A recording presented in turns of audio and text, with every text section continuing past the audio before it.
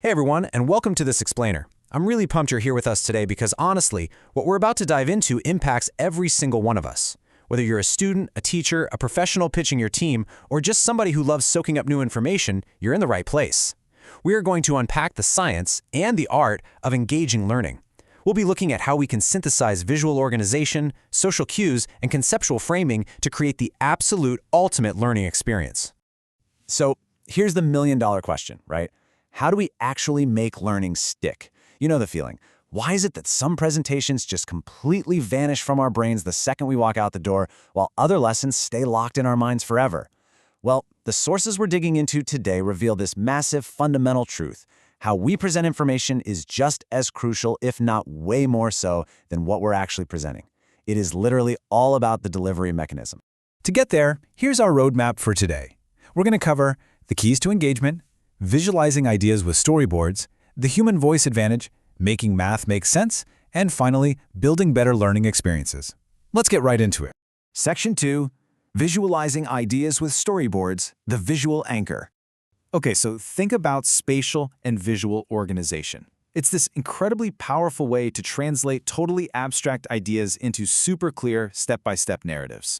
Creatively points out something pretty cool here. Learners, especially younger ones, are just naturally drawn to graphic organizers, like storyboards. I mean, they inherently love drawing, right? So when you give them these colorful templates, say a SpongeBob SquarePants missing identity layout, or maybe a woodcutter and his axe template, it gets them genuinely excited. By giving them this familiar framework, you're essentially letting them turn a complex concept into an orderly, visual story without breaking a sweat. And you can see the real-world demand for this kind of thing almost immediately. Look at this direct comment from a user named Rodman on the Creately blog. He basically says he stumbled on the site and was just thrilled because he instantly had 3 projects ready for these templates. That perfectly captures the practical magic of visual organizers. When you give people a clear visual anchor, educators and learners instantly know how to apply it. It just organizes all that mental clutter. Moving on to Section 3, the human voice advantage, the auditory and social connection. Now, visual anchors are fantastic, for sure, but they're really only half the battle. Let's totally shift gears and talk about the auditory experience. We're looking at a fascinating academic study from contemporary educational psychology that's all about social agency theory. The big idea here? When a computer-based learning environment uses social cues, like a friendly avatar or a real human voice, we instinctively react as if we're in a normal human-to-human conversation. Because of that, we automatically try harder to deeply process the message. We basically just want to be good listeners. So, to actually test this out, researchers created this animated pedagogical agent named Petey the Parrot. Petey's job was to guide learners through proportional reasoning math problems, but they threw in one massive variable. They completely changed Petey's voice depending on the group. Half the students heard a standard, real human female voice, while the other half heard a classic, machine-synthesized female voice. And wow, the contrast in the outcomes was absolutely striking. The students who listened to the human voice scored significantly higher on their practice problems. But even better, they crushed the transfer tests, meaning they were way better at applying what they just learned to brand new, unseen problems compared to the synthesized voice group. The human voice literally fostered a deeper level of understanding. Plus, it's probably no surprise that those students rated the human voice speaker much more positively when it came to attractiveness, dynamism, and superiority. Now, to make sure this wasn't just some random fluke in a college lab, the researchers ran a second experiment out in an authentic setting with 40 high school students. And yep, the results completely held up. The human voice effect created large, measurable improvements in problem solving and transfer tests. But here is the absolute kicker. The group with the human voice didn't spend a single extra minute on the task compared to the machine voice group. And they didn't think the material was any harder either. So, having a human voice didn't make the learning harder or longer. It just made it plain better. All right, let's hit Section 4, making math make sense, the conceptual frame. Okay, so we've got our visual anchors and we've dialed in our auditory connection. Now it's time for the conceptual frame.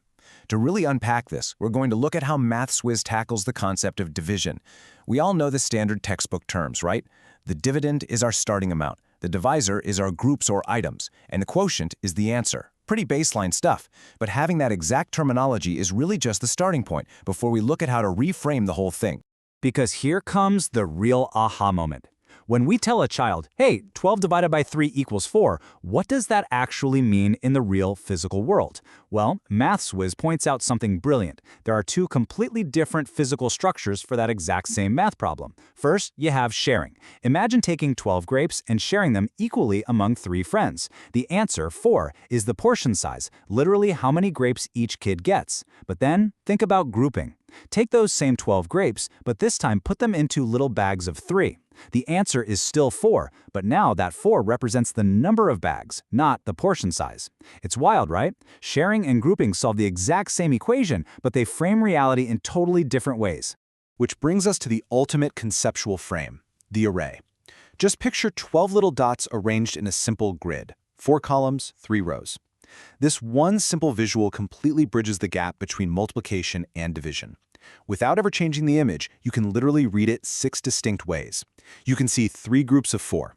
You can see 4 groups of 3. You can see 12 split into 3 equal shares, or 12 split into bags of 4.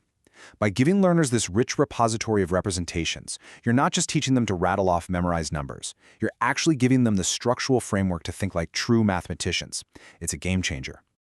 And that leads us to Section 5, Building Better Learning Experiences, Synthesizing the Pillars. We've covered a lot of ground today, looking at some wildly different sources, from creative storyboards to educational psychology to elementary math. But you know what? They all point to the exact same truth. If you want to build an absolutely unforgettable learning experience, you've got to weave these elements together. You need to engage the eyes with clear visual anchors, you've got to connect with the ears using that powerful human voice advantage, and you must frame the mind by offering diverse, concrete representations of abstract ideas. When all 3 of these work in harmony, that's when you leave rote memorization in the dust and achieve true, deep comprehension. So as we wrap up this explainer, I really want to leave you with a thought to chew on. Whether you're presenting a pitch in a boardroom, designing a new course, or honestly, just trying to explain something complicated to a friend, what structural, social, or visual changes are you going to make to ensure your next lesson is never forgotten?